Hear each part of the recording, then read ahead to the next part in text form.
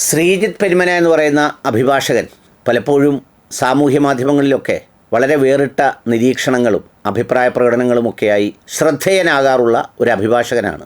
ഇപ്പോൾ ഗ്രീഷ്മയ്ക്ക് വധശിക്ഷ നൽകിയതുമായി ബന്ധപ്പെട്ട വിഷയത്തിൽ അദ്ദേഹം ഒരു കുറിപ്പുമായി രംഗത്ത് വന്നു. ചില ചാനലുകളൊക്കെ അത് ക്യാരി ചെയ്യുകയും ചെയ്തു. അതായത് ഗ്രീഷ്മയ്ക്ക് വധശിക്ഷ വിധിച്ചത് അവർക്ക് ഗുണകരമാവും, വേഗത്തിൽ സ്റ്റേ കിട്ടും, അത് ജീവപര്യന്തമായി മാറും, പിന്നീട് സുപ്രീം കോടതി അതിലും ഇളവ് നൽകും എന്നൊക്കെയാണ് അദ്ദേഹം പറയുന്നത്.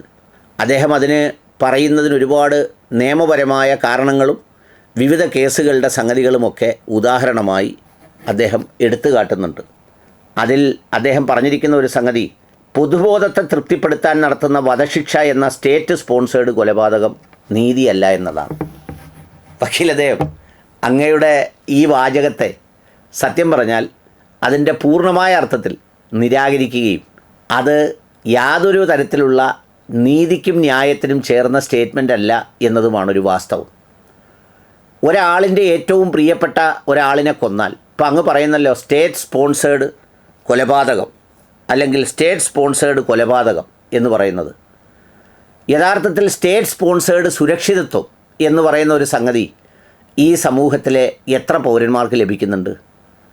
ഒരാളിനെ കൊല്ലാൻ ശ്രമിച്ചാൽ അയാൾക്ക് കൊല്ലുന്നതിന് വളരെ ഈസിയായി ഇവിടെ സാധ്യമാണ്.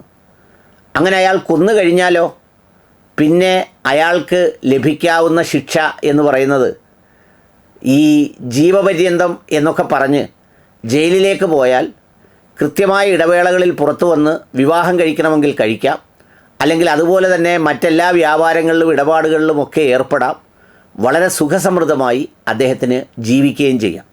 പണ്ട് സൗമ്യ എന്ന് പറയുന്ന ഒരു മകളെ കൊലപ്പെടുത്തിയ ഗോവിന്ദചാമിയെ ഇപ്പോൾ കണ്ടാൽ അവൻ തെരുവിൽ കിടന്നുറങ്ങിയ ഒരു മുണഞ്ഞ ലുക്കിൽ നിന്നും ഇപ്പോൾ സിനിമയിലോ സീരിയലിലോ അഭിനയിക്കത്തക്കവണ്ണം പരമയോഗ്യനായി അങ്ങനെ വിടർന്നു വിലസുകയാണ്. ഈ മകൾ നഷ്ടപ്പെട്ട മാതാപിതാക്കൾക്കോ, അല്ലെങ്കിൽ ഇപ്പോൾ ഷാരോണിനെ നഷ്ടപ്പെട്ട മാതാപിതാക്കൾ കോടതിയിൽ നിന്നുകൊണ്ട് എൻ്റെ മകന് നീതി കിട്ടി എന്ന് പറയുന്നതിൻ്റെ കാരണം എന്താ? അത് നഷ്ടപ്പെടുന്ന ആളിൻ്റെ ഏറ്റവും വലിയ വികാരം, ഏറ്റവും വലിയ ആവശ്യം ആ എൻ്റെ മകൻ അനുഭവിച്ചതുപോലെയെല്ലാം അവളും അനുഭവിക്കണമെന്നുള്ളതാണ്. ആ തുല്യ രീതിയിൽ അനുഭവിക്കുമ്പോഴാണ് അത് നീതിയാകുന്നത് ആ അർത്ഥത്തിൽ. അതുകൊണ്ട് സമൂഹത്തിൻ്റെ പൊതുബോധത്തെ അല്ല വധശിക്ഷ തൃപ്തിപ്പെടുത്തുന്നത്, മറിച്ച് അത് നഷ്ടപ്പെട്ടവൻ അവൻ്റെ മരണം വരെ ഹൃദയത്തിൽ കൊണ്ടു നടക്കുന്ന വേദനയാണ് അതിന് തുല്യതയോടെ അത് തീർക്കുന്നതിലൂടെ, അതിന് അതേ നാണയത്തിൽ ശിക്ഷ നൽകുന്നതിലൂടെ ഇല്ലാതായിത്തീരുന്നത്. നമ്മുടെ രാജ്യത്തിൻ്റെ നേതാക്കളെ വധിച്ചാലോ അല്ലെങ്കിൽ അത്തരം കാര്യങ്ങൾ ചെയ്താലോ വധശിക്ഷ വിധിക്കാറുണ്ടല്ലോ. അവിടെയും ഒരു ജീവൻ മാത്രമല്ലേ നഷ്ടപ്പെട്ടതുകൊണ്ട് രാജ്യത്തിന് വലുതായി എന്തെങ്കിലും സംഭവിച്ചു എന്ന് കരുതണമെങ്കിൽ വേറെ നൂറുകണക്കിന് ആളുകൾ അതേ പദവിയിലെത്താൻ അതേ പാർട്ടിയിലും വ്യത്യസ്ത പാർട്ടിയിലും ഒക്കെ നിൽക്കുകയല്ലേ. പക്ഷേ ഇവിടെ ഏറ്റവും പ്രധാനം ആ നഷ്ടപ്പെട്ടവൻ്റെ വേദന തൃപ്തിപ്പെടുത്തുക എന്നുള്ളതാണ്. അവൻ്റെ മകൾ നഷ്ടപ്പെട്ടാൽ, ഇപ്പോൾ ശ്രീജിത്ത് പെരുമനയുടെ മകൾ നഷ്ടപ്പെട്ടാൽ ശ്രീജിത്ത് പെരുമനയുടെ വികാരം എന്തായിരിക്കും എന്നുള്ളതാണ് പ്രധാനം. അതിനപ്പുറത്തെ പൊതുബോധമോ അല്ലെങ്കിൽ വധശിക്ഷ നീതിയല്ല എന്നൊക്കെ പറഞ്ഞാൽ യഥാർത്ഥത്തിൽ അവൻ സുഖസമൃദ്ധമായി ജീവിച്ച് ഈ മകൾ നഷ്ടപ്പെട്ട അല്ലെങ്കിൽ ഭർത്താവിനെ കൊല ചെയ്യപ്പെട്ടതിൽ അനാഥമാക്കപ്പെട്ടവരുടെ മുന്നിൽ യവൻ സുഖസമൃദ്ധമായി ജീവിക്കുന്നത് എന്തൊരു നീതിയാണ്, എന്തൊരു യോഗ്യതയാണത് പറയാൻ. യഥാർത്ഥത്തിൽ ഭരണഘടന അങ്ങനെയാണ് പറയുന്നത്, ഭരണഘടന ഇങ്ങനെയാണ് പറയുന്നത്, അതെല്ലാം ശരിയാണ്. പക്ഷേ ഇത്തരത്തിലുള്ള സാമൂഹ്യ വിരുദ്ധരിൽ നിന്നും ഒരു സ്റ്റേറ്റ് സ്പോൺസേഡ് സംരക്ഷണം ആർക്ക് കിട്ടും? ഇപ്പോൾ ഒരു അമ്മയെ കൊന്ന മകൻ, അവൻ കൊന്നത് എനിക്ക് ജന്മം നൽകിയതിന് പകരമാണ് എന്ന് പറയുമ്പോൾ ആ അമ്മയുടെ കബറടക്കി അവരുടെ ശരീരം ജീർണിക്കുന്നതിന് മുമ്പ് അതുപോലെ അവനെയും മണ്ണിലടക്കുക എന്നുള്ളതാണ് നീതി. ഏത് ജയിലിലാണ് കറക്ഷൻ സെറ്റിംഗ് നടക്കുന്നത്? ഇപ്പോൾ പൊളിറ്റിക്കൽ ക്രൈംസ് ധാരാളമായി ചെയ്യുന്ന ആളുകളുണ്ട്. അവർ ചെയ്തിട്ട് വീണ്ടും അടുത്ത കൊലപാതകത്തിലും അവർ പ്രതിയാവുകയാണ് ചെയ്യുന്നത്, അവരില്ലാതാവുകയാണ് ചെയ്യുന്നത്. കഴിഞ്ഞ ദിവസം ഇപ്പോൾ വധശിക്ഷയ്ക്ക് വിധിച്ച കൽക്കട്ടയിലെ ഡോക്ടറുടെ പ്രതിയെ സംബന്ധിച്ച് അവൻ്റെ അമ്മ പറയുന്നത് കേട്ടു, കൊന്നാൽ പോലും എനിക്ക് കുറ്റബോധമില്ലെന്നാണ്. കാരണം അവരുടെ മനസ്സിൽ പോലും ഈ മകൾ നഷ്ടപ്പെട്ട അമ്മയുടെ വേദനയും അവരോട് കാണിച്ച ക്രൂരതയുമുണ്ട്. അപ്പോൾ അതിനെ ഇവനെയൊക്കെ കാലപുരിക്ക് അയക്കുവാൻ ശിക്ഷാ നിയമമാണ് തടസ്സമെങ്കിൽ ആ ശിക്ഷാ നിയമം തിരുത്തുക എന്നുള്ളതാണ് ഇന്നത്തെ കാലത്തിൻ്റെ ആവശ്യം. അല്ലെങ്കിൽ യഥേഷ്ടം കൊന്നു തള്ളുന്നവനെല്ലാം വളരെ കുറഞ്ഞ കാലത്തേക്ക് അതിനകത്തി എന്ന് ഇപ്പോൾ നമ്മുടെ ബൽക്കീസ് ബാനുവൊക്കെ നടന്ന് കരയുന്ന കണ്ടില്ലേ?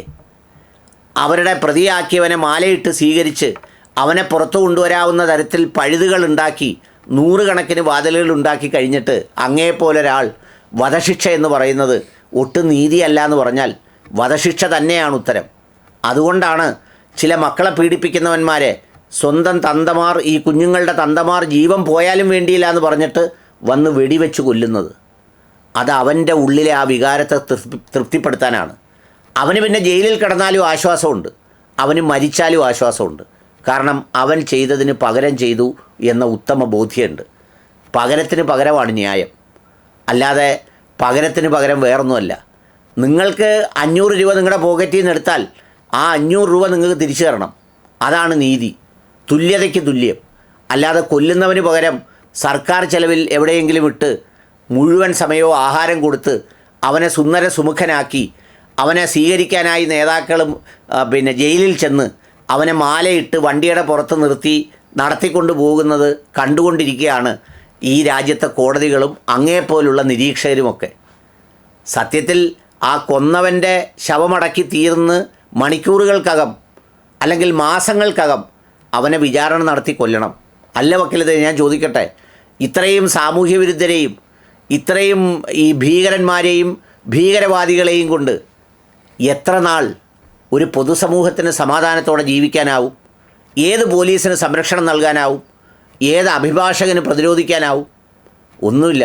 നിങ്ങളെപ്പോലുള്ളവർക്ക് കുറച്ച് കേസ് കിട്ടുമായിരിക്കും, നിങ്ങളുടെ ലക്ഷ്യമല്ലെങ്കിൽ പോലും. അതുകൊണ്ട് ഇത്തരത്തിലുള്ള കൊലപാതകം പോലെയുള്ള ക്രൂരകൃത്യങ്ങൾ ചെയ്യുന്നവന് വളരെ ലളിതസുന്ദരമായി നൽകേണ്ടത് വധശിക്ഷ തന്നെയാണ്. അത് ചെയ്താൽ ഇത് ഗണ്യമായി കുറയുക തന്നെ ചെയ്യും. അതിൻ്റെ ക്രൈം റേറ്റ് അറിയണമെങ്കിൽ വധശിക്ഷ നടപ്പിലാക്കുന്ന രാജ്യങ്ങളിലെ കുറ്റകൃത്യങ്ങളുടെ എണ്ണം എടുത്തു നോക്കിയാൽ മതിയാവുന്നതാണ്.